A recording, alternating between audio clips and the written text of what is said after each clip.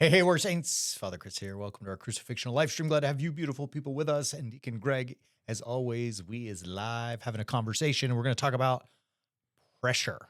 So I led with this a while ago and, in a homily with the community here. But there was probably maybe more than a month ago, there was a period in my life where I was like so brutally under pressure.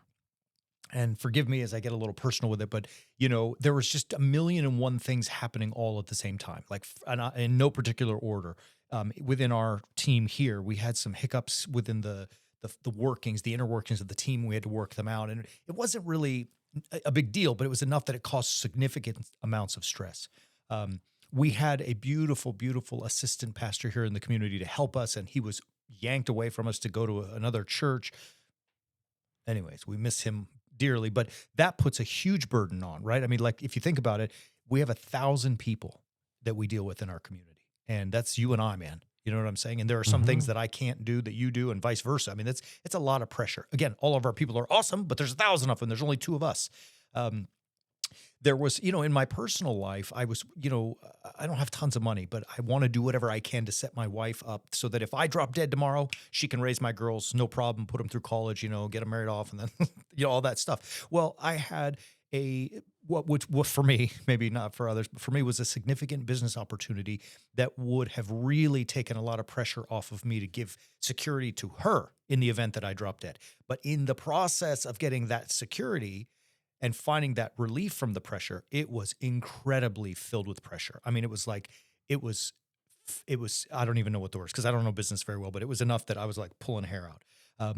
The Warrior Saint stuff that we do, I mean, awesome stuff, but total pressure, constant work, constant grinding. You know what I mean? Like we people always say like you to both of us, which is very gracious. Oh, you guys preach so well, you make it look so easy. Well, thank you, but and we try, but it's not easy, right? It takes a lot of work. Mhm. Last part of it, I guess, there was someone, you remember this on one of the previous live streams, I had said some things. I was using an example, and in using the example, I offended someone, and tried to find that person to apologize, and I couldn't find him. Nobody would. I mean, I don't know the person's name, and the people I know that know the person wouldn't give me the name or the number, so I couldn't find them, and it bothered me, not because like everyone makes a mistake, everyone does rotten things, we have to apologize, but it bothered me that I couldn't connect to that person. It put just, internal pressure on me because I felt compelled to apologize and was really unable to do it. All of that to say I was not a very, very happy person. I know you guys probably know, um, being around me at that time was probably not great because I was just being the word I use is the feeling is being squished, Mm. right? Yeah. Good stuff. Tell tell me more about how that made you feel. And I felt Can you like, unpack you that a know what little I bit? felt like? I said this in my homily: a grapefruit in a vice, Yeah. commercial vice, in a garage where you crank it and it's just like Yeah. squishing. And you have those days. We all have those days. Like the other day, I think I said to you, I literally went into my garage alone and I just let out a primal yell Mm. because I was having one of those days where I was just feeling like everything was, you almost feel like everything's conspiring against you. Like Yeah. I looked at my wife, Diana, when she got home and I said to her, if we didn't just have the full moon, I would be convinced that it was today because of the way the kids were acting, the way everyone around me was acting, just the way everything was going. It was insanity. And the grapefruit in a vice, like it just feels like your head is being compacted. Yeah. Now, look, we're talking about things that are important to us personally, but they're not end of the world stuff, right? I mean, your kids are young, having a rough day or week. It's Mm. awful, but it's not going to end the world. What do you do then when it's like, you imagine the real stuff, the real pressure? Mhm. Somebody has, who's a parent and they have their kid who may be sick. Or as a child, their parent may be sick, an older parent, Yeah. or they may be sick. And I say sick not with the flu. I'm talking like, Yeah. life-threatening issues. I mean, that's heavy, right? Some things that may not be quite as imminent as life-threatening, diseases are like, college. It's another one. I think about our kids all the time. I'm going through it with my second one right now. Um, you know, the work and the pressure that those kids feel to prepare to get into college. Like when I went to college, it was really simple. I wrote a letter and it said, I like you. Do you like me? That was how we got into school. It's not like that anymore. I mean, tons of things that they have to be involved in, and they're squeezed. And then when it comes time for the process of application, there's pressure because it's not a merit-based thing anymore to get into college. Merit's part of it. It's a small part, but a lot of other factors go into it that are outside the control of these kids. Pressure. Then you think about like business, jobs. I've got to get this report in. My boss is mad at me. I'm the employer. My employee didn't show up. How am I gonna make the third quarter results and and do all these things, which then leads to pressure on money. How am I gonna put bread on the table? Mm-hmm. How am I gonna provide for my family? Like I was dealing with that silly business deal for my family, right? Like that kind of stuff adds up. And the other one too. I talked about this noise. Right. I'm talking about noise that we hear, not just volume, audible volume, but cell phone stuff and all the socials that we see in the news and all the crap out there. And I guess the last part of that pressure, maybe it's a third part, is the internal pressures that we put on ourselves, right? Mm-hmm. Like, I'm not good enough, or I'm not who I'm supposed to be, right? I'm falling short. I'm not valuable. I'm not worthy. Like you said, the whole world may be conspiring against me. Like everyone's against me and after me, all of this stuff. And I'm sure our audience has their own list, or some of this list, and can add to it as well. It can become overwhelming. Yeah. It almost becomes, it's a funny thing to say, crippling. I like the word overwhelming, but I also feel crippled by it. Like I feel sometimes when I'm in those moments where there's so much pressure, there's so much going on, that I don't know where to move. I don't even know how to move. Yeah. I don't know what the next steps are. It's like the freeze and the Yeah. fight, flight, or freeze. Yeah, like you just, there's so much going on. It's easier to just sit back and just stop. And when you say noise, I know what you mean, but let's not also discount the actual physical noise that surrounds us. Absolutely. Every single place we go. Yeah, totally. Places are getting louder. Places are pumping music louder and louder and louder, which just elevates everything. And it's and as we get older, can't take it. That noise, especially in the background, makes it hard for us to focus. And it really starts to do damage to how we can see a pathway through. Yeah, absolutely. You said, like, dude, I don't have a gas car anymore. I drive electric. But I remember just a few years ago when I stopped at the gas station and I get out of the car to pump gas. I'm like, it was one of those days, where everything was conspiring against me. I'm like, I'll just have 2 minutes of quiet while I pump the gas. There's a freaking TV on the gas pump now, and they're talking, hey, do you want to purchase? Yeah. Like, it's everywhere. Everywhere. So the real question, I guess, Deacon Greg, then is,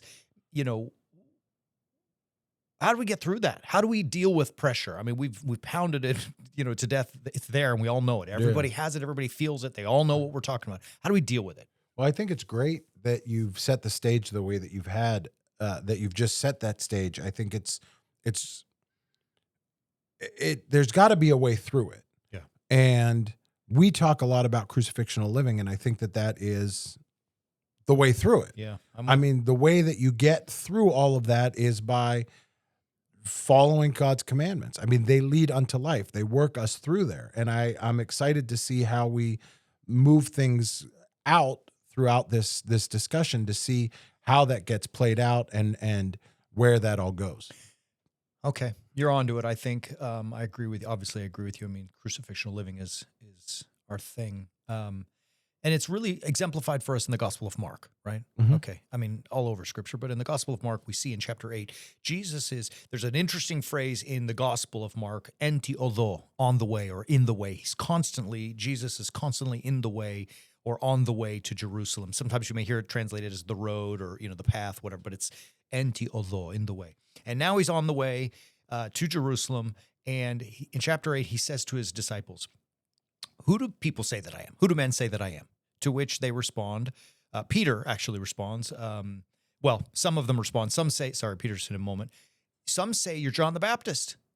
Some say you're Elijah or one of the prophets, right? So the word on the street, Jesus says, what's the word on the street about me? They think you're prophetic, right? All right, but who do you say that I am? He asks them, to which now Peter responds, you are the Christ.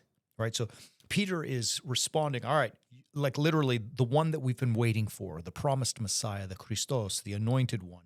This is you. And Jesus says to them, fine, don't tell anybody about it.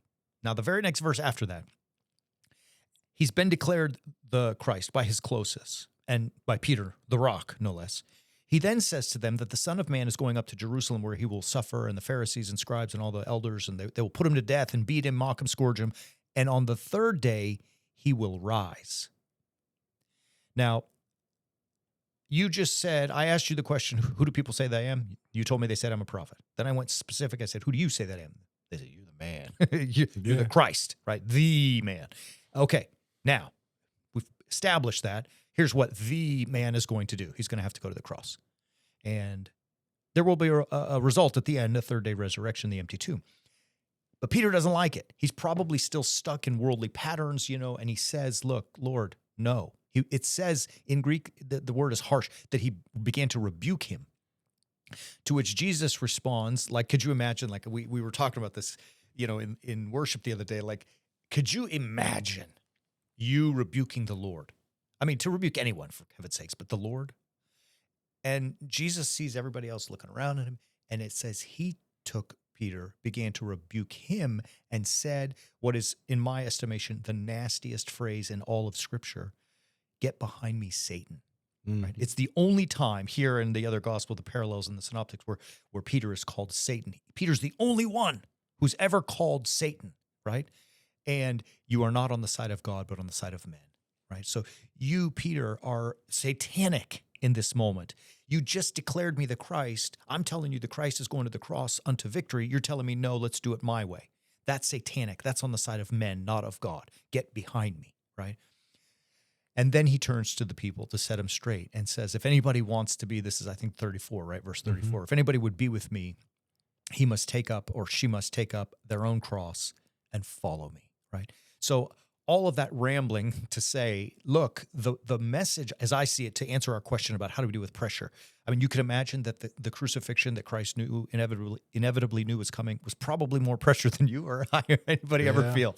And so in dealing with that, he decides to take the weapon of the cross, to slay that monster of death and sin and face all that pressure. So if that modus operandi works for the Lord, he's telling us, you do the same thing. And though I don't have to slay death, he did that. Though I don't have to deal with sin, he did that. I do have to deal with the pressures in my life, and I must do that with a crucifixional life. Yeah, I think that makes a lot of sense. I mean, it's the way that we keep moving, and it's great stuff that you just laid. How do we then put that into action? What do we do to put that and really live that in our lives every single day? That's a great question. Great stuff. Maybe at this point we can transition into answering that question. So, all right. Well, all right. I'll start with this. We were talking about noise earlier. I mean, there's so many things vying for our attention, right? Everywhere we go. It's really interesting.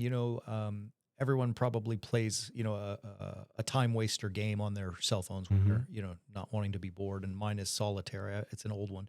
It's probably a game played more by elderly people and probably more by elderly women. And the reason I say that is because the ads that pop in between are usually for women's products. Like I would get ads for brassieres. I'm like, I mean, I know I'm not ripped or anymore, but I don't know if so where's that stuff coming from? But as I watch in between each game, these advertisements, get this, buy this. We're pounded with it, bombarded. And I get lost in it too, right? You know better than anybody on the planet. Hey, ooh, shiny, shiny, shiny. Oh, I chase after it because it's new and inventive and novel. But there's no focus. Yeah. And I think the answer, and even in this rambling, I need to focus down and say, focus. And it means we need to really be deliberate, I think, about finding one thing that we do. I've been thinking about that in my life. And for me, if someone says, what's your purpose? If they say to me, what is your job? If they say to me, what do you love? If they say to me, what do you do in your ministry? I want all those questions should have the same answer for me. And they do, is to teach Scripture. That's it. I love it. It's the only thing I'm good at. I think it's my purpose in life is what God assigned me to do. It's what the priesthood is designed in our Orthodox tradition. That's what it's the first job description, if you will. Um, Teach Scripture to the best of my ability. So to have that kind of focus is in some sense freeing because it enables me to cast off all of the stuff that don't connect to that. Mm-hmm. Does that make sense? Yeah. So with that kind of, I mean, what do you see, Deacon Greg, in Scripture? I know you know, I'm sure better than I. Are there stories or tales about that focus? Oh yeah, without question. I mean, you've got right after the parable of the Good Samaritan. I mean, right after talking about the parable of the Good Samaritan and taking care of other people, there's this exchange between Jesus where he enters into a house. There's two sisters there, and as sisters are prone to do, they get into it with each other a little bit. And he enters into the house of Mary and Martha is putting out all the stuff that she needs to, setting the table, and she's getting frustrated because her sister's sitting at the feet of Jesus and listening. And Martha looks at him and says, "Lord, do you not care that my sister has left me to serve alone? Tell her then to help me." But the Lord answers her, "Martha, Martha, you are anxious and troubled about many things. One thing is needful. Mary has chosen the good portion, which shall not be taken away from her." And I think this is the clue for us about what it means. Like, first and foremost, if we're going to take up our cross daily and follow, that means that we are going to be submitting our will to the will of God, which means then we have to sit at the feet of the master ourselves. We have to be taught. We have to go seek out, get rid of all the stuff that troubles us and causes us to be anxious and all of the different things. And we need to sit at the feet of the master and be taught. And I think that means we need to go to church because that's where that starts.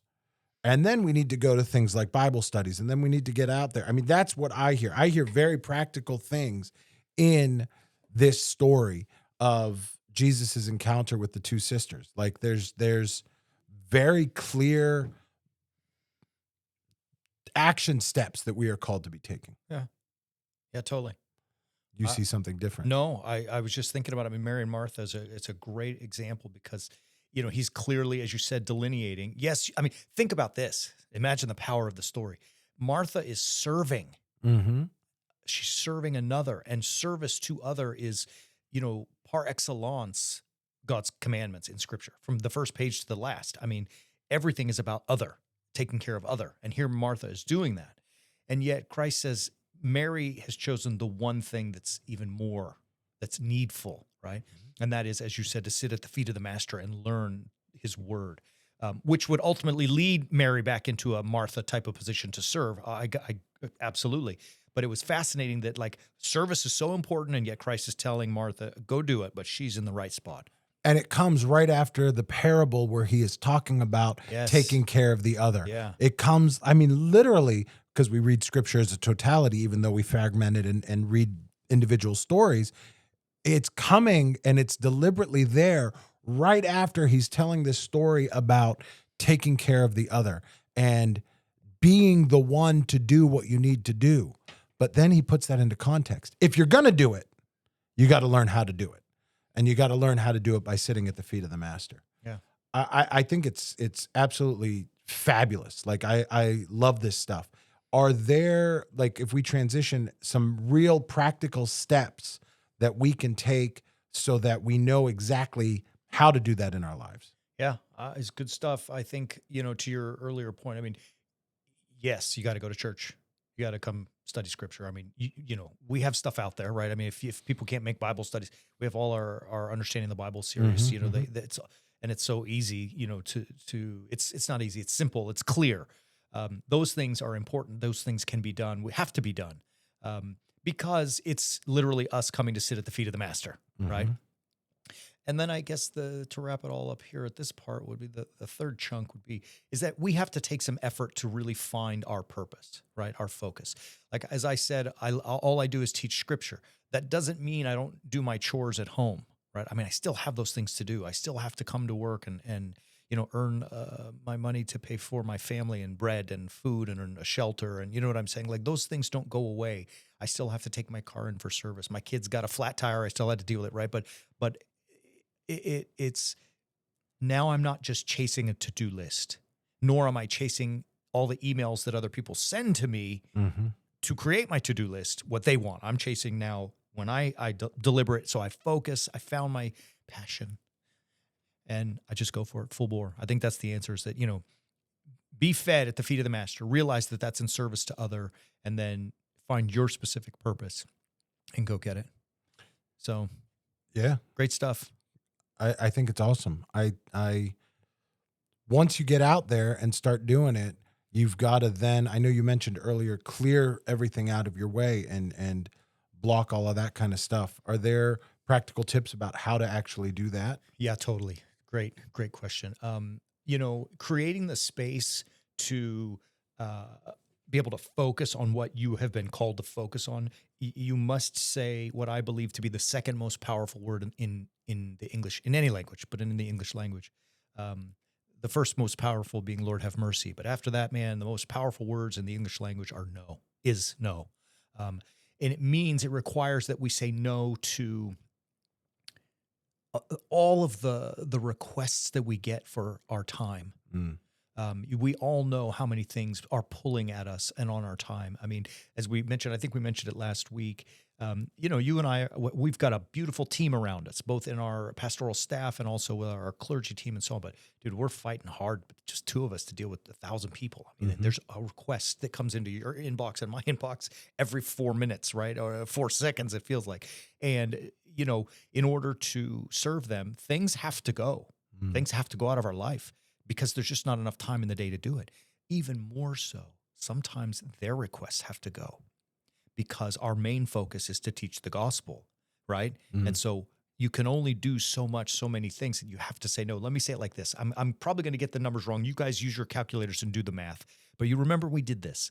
So there are, I forgot the exact number, but 8,460 hours in a year, something like that, around 8,000 hours in a year.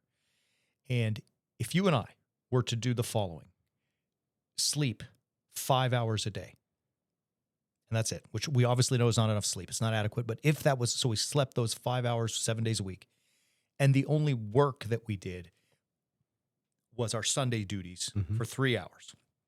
So sleeping 5 hours a day for a week, 3 hours of work a week, and that's all we did. That would leave 6,900 hours and change in the year.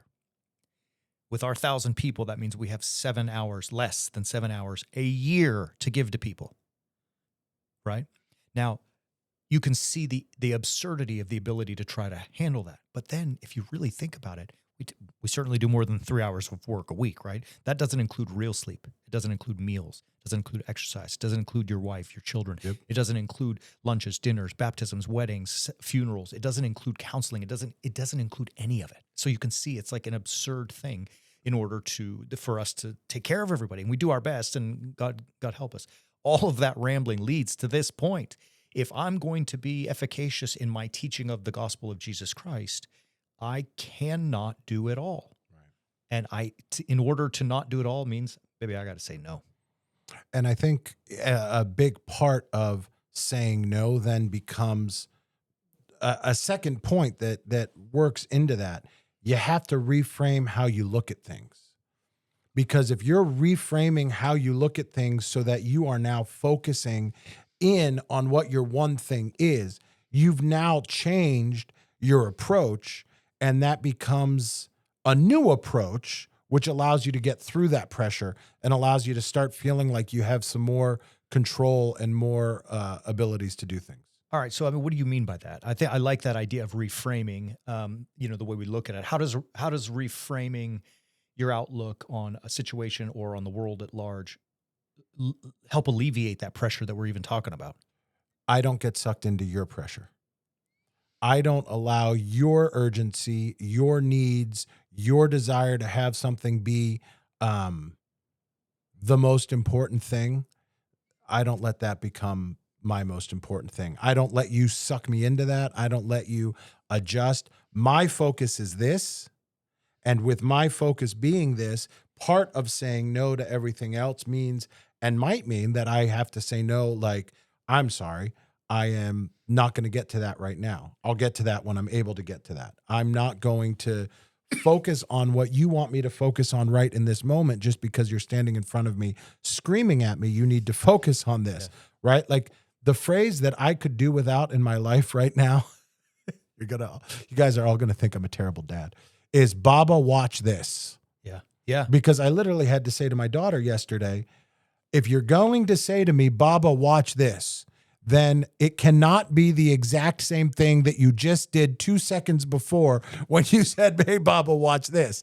But that's the phase of life that she's in, right? She's 4.5. She wants me to watch everything. She wants to know that I'm there. She wants to know that I'm present with her. She wants to know, but like every time she does something new, which is exactly the same thing that she did before, but she thinks it's the coolest thing ever. Hey, Baba, watch this. Reframing how we look at it means that everyone else that is coming to us, bringing all of the stuff that they're bringing, and this happens in our world everywhere. This happens with the noise, with all the advertising, telling us that new shiny thing is going to revolutionize our lives, and therefore you need to get out there, buy it, and do it right now because your life is going to be changed by the product that they are selling you. We need to reframe how we look at that and reframe how we adjust. Otherwise, I would have a closet that was only filled with travel bags because I have a slight travel bag obsession. That's good stuff. Great stuff, really. As far as I'm concerned, you should tell Eleanor, forget you. Tell her, come to Amo Obuna. I'll watch this. I'll watch it over and over. She's so cute. Yeah, I like, I mean, the reframe, you know, I think you capped it off. I don't know that we need to go much further into it, but I like it. One other thing, just to go back to your question earlier, like what are some practical tips? I know it's going to sound funny, but I have discovered in combating pressure in my own life, and we do, you know, have a multitude of things to handle it, but very few things seem to me to work out better than music and exercise as an immediate practical fix it right now. Look, I was joking. I mean, think about these things, man. Like, how can you listen to good music and not feel just a little bit better, right? Mhm. Like we talked about this earlier, and we were laughing. You cannot listen to Thunderstruck and not feel juiced up, right? The other one we were talking about is Kickstart My Heart, Motley Crue, from Dr. Feelgood. That's a great song. That guitar riff gets your juices flowing, right? Well, you can keep going. There's a million things. I just discovered a song, which I know it's old, which shows me to be old, Levitating by Dua Lipa. You don't know this one? It's awesome. I love the song. I'm going to make you listen to it. But my kids are like, Baba, that's like old. I'm like, well, I'm old, baby. I don't know, but it makes me feel good. The other one, here's one. If you don't know this song, I need you to do this. Go to your music app, whatever you have, and search the song Dankeschön by Wayne Newton. I'm not going to do that.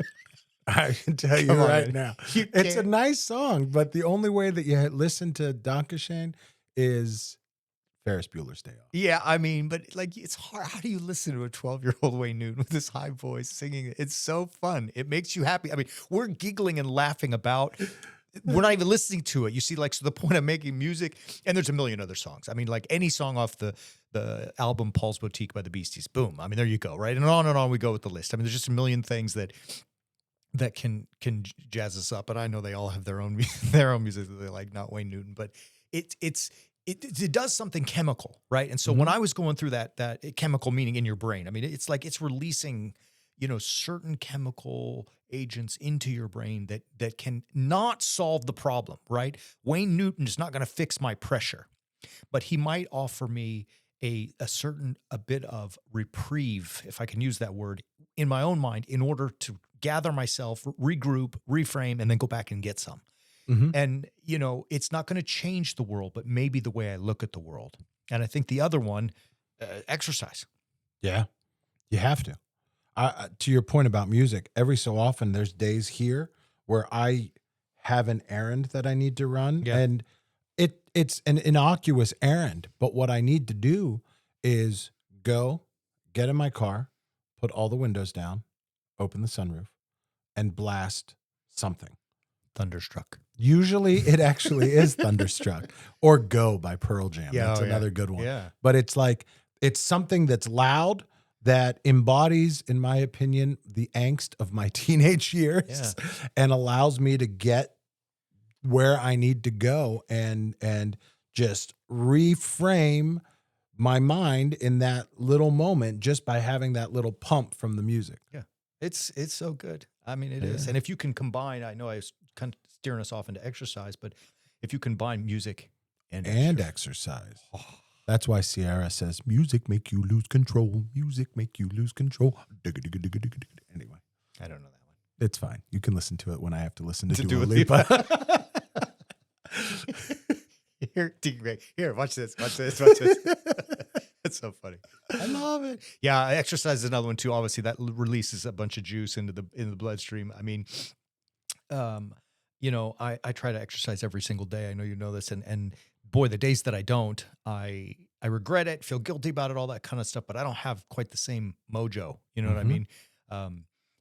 It's so all of that rambling, I guess I can say to wrap it up. We don't need to beat exercise into a dead pulp, but in order to overcome this pressure that we're all feeling, is we've got to get ourselves together, right? And I think that recognizes that one, the path that we have to take in life is a crucifixional life, but imitating Christ on the way to Jerusalem.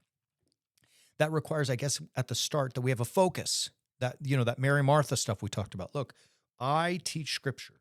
You teach scripture. You study liturgy, whatever your focus, your purpose in your life is, so that we can start to say no and weed out things that get in the way with a new reframed outlook on the world, so that we understand it and grasp it better.